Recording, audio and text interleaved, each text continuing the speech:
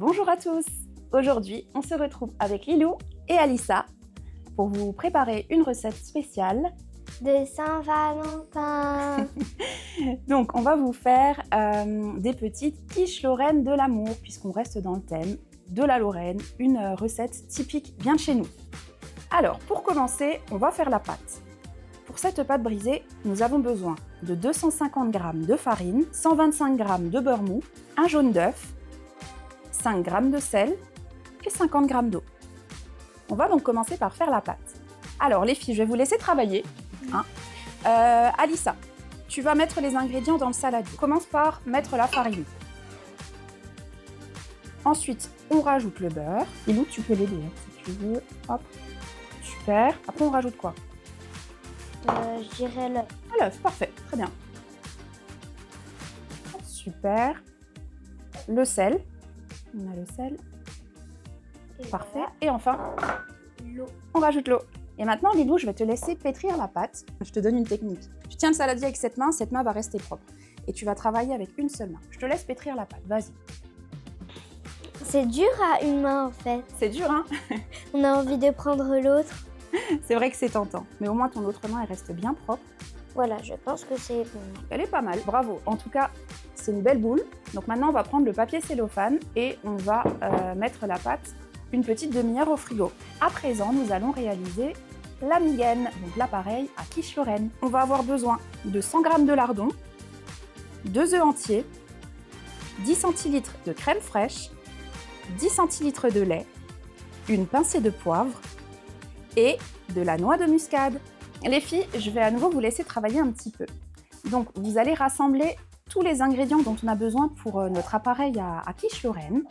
Alors, c'est parti. Lilou, je te laisse mettre les lardons. Ouais, avec la main, ça marche aussi.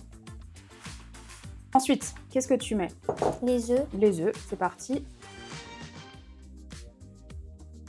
Alissa, je te laisse mettre la crème et le lait. Okay. La crème fraîche. Mais elles sont parfaites, ces petites. Et le lait?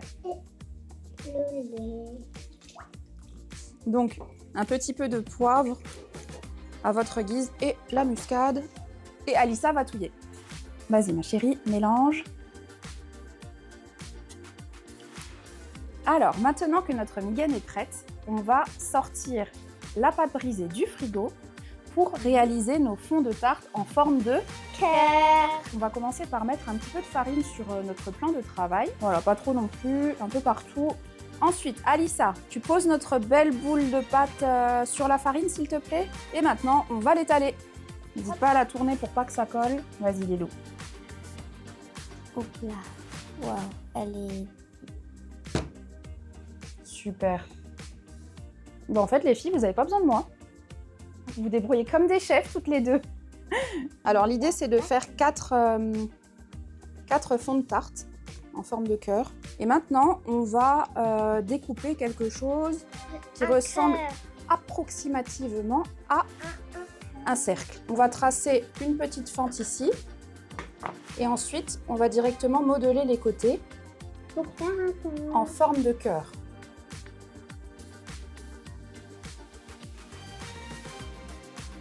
T'as vu, Lilou? Trop belle.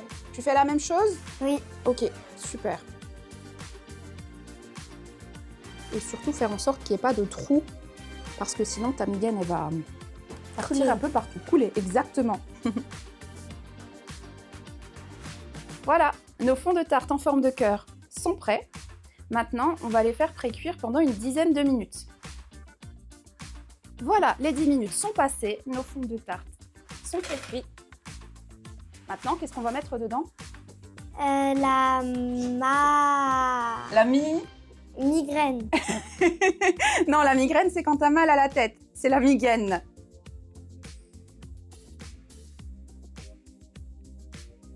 Allez, Alissa, tu remplis le dernier?